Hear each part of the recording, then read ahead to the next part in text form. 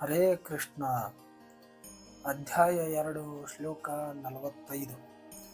ಈ ಶ್ಲೋಕದಲ್ಲಿ ಶ್ರೀಕೃಷ್ಣ ಹೇಳುತ್ತಾರೆ, ಭೌತಿಕ ಪ್ರಕೃತಿಯ 3 ಗುಣಗಳಿವೆ. ಸಂಬಂಧಿಸಿದ ವಿಷಯಗಳುಳ್ಳ ದೈವಿಕ ಸಾಹಿತ್ಯವು 3 ಪ್ರಕೃತಿ ಗುಣಗಳಿಗೆ ಅತೀತನು ಹಾಗೂ ಅರ್ಜುನನೇ ದ್ವಂದ್ವರಹಿತನು. ಶುದ್ಧ ಆಧ್ಯಾತ್ಮಿಕ ಸ್ಥಿತಿಯಲ್ಲಿರುವವನು ಲಾಭ ಮತ್ತು ರಕ್ಷಣೆಯ ವಿಚಾರಗಳಿಂದ ಮುಕ್ತನಾದವನು ಆತ್ಮನಲ್ಲಿ ಸಿದ್ಧವಾಗಿರುತ್ತಾನೆ. ಅನುವಾದ ನೋಡೋಣ ಬನ್ನಿ.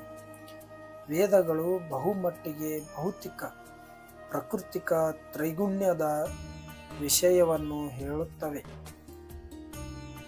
ಅರ್ಜುನ, ನೀನು ತ್ರೈಗುಣ್ಯಗಳನ್ನು ಮೀರಿದವನಾಗು, ಎಲ್ಲಿ ದ್ವಂದ್ವಗಳಿಗೆ ಮುಕ್ತನಾಗಿರು, ಎಲ್ಲ ಲಾಭ ಮತ್ತು ಯೋಗಕ್ಷೇಮಗಳನ್ನು ಕುರಿತು ಚಿಂತೆಯಿಲ್ಲದವನಾಗು, ಆತ್ಮದಲ್ಲಿ ನಿಷ್ಠನಾಗು.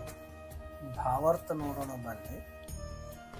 ಎಲ್ಲ ಪ್ರಾಪಂಚಿಕ ಚಟುವಟಿಕೆಗಳಲ್ಲಿ ತ್ರಿಗುಣ ಕ್ರಿಯೆಗಳು ಮತ್ತು ಪ್ರತಿಕ್ರಿಯೆಗಳು ಸೇರಿವೆ.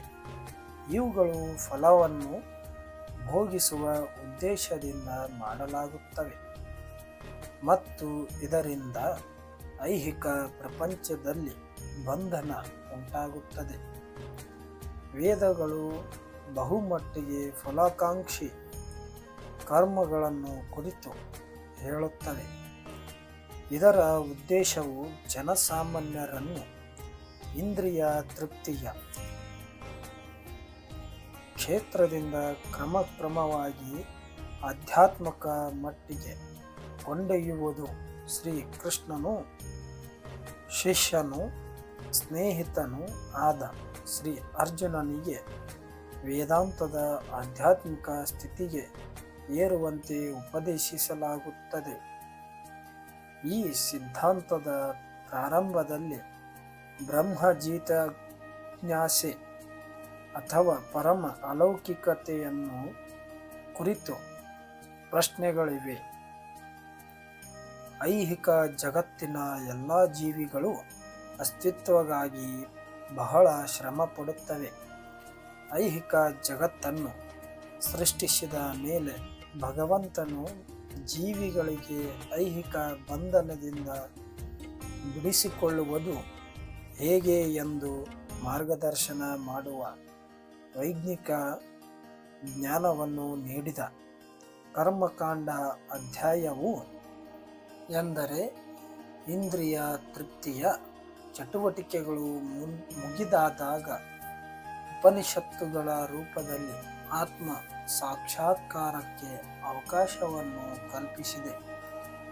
ಭಗವದ್ಗೀತೆಯು 5ನೆಯ ವೇದವಾದ ಮಹಾಭಾರತದ ಭಾಗವಂತೆ.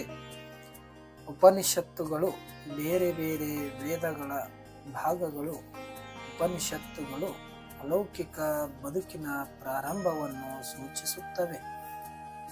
ಐಹಿಕ ದೇಹವು ಇರುವಷ್ಟು ಕಾಲವು ಐಹಿಕ ಗುಣಗಳಲ್ಲಿ ಕ್ರಿಯೆಗಳು ಪ್ರತಿಕ್ರಿಯೆಗಳು ಇದ್ದೇ ಇರುತ್ತವೆ.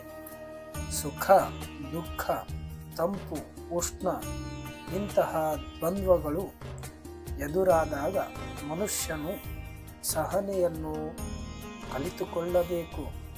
ಇಂತಹ ದ್ವಂದ್ವಗಳನ್ನು ಸಹಿಸಿಕೊಂಡು ಲಾಭ ನಷ್ಟಗಳ ವಿಷಯದಲ್ಲಿ ಆತಂಕದಿಂದ ಮುಕ್ತನಾಗಬೇಕು.